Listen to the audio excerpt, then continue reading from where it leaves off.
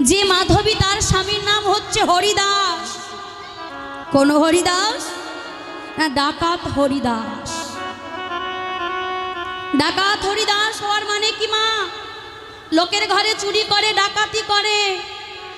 সেই ডাকাত হরিদাস ডাকাতি করে বলে তার নাম হলো ডাকাত হরিদাস। আর তার স্ত্রী যার নাম মাধবী, মাধবী বড় কৃষ্ণ ভক্ত মা। কৃষ্ণ নাম ছাড়া সে কিছু জানে না। ঘরের মধ্যে গিরিধারী পূজা করে, যেখানে হরিনাম সংকীর্তন হয়, যেখানে ভাগবত পাঠ হয়, ওই মাধবী ভাগবত অধ্যয়ন করতে যায়, ভাগবত শ্রবণ করতে যায়। একদিনই যখন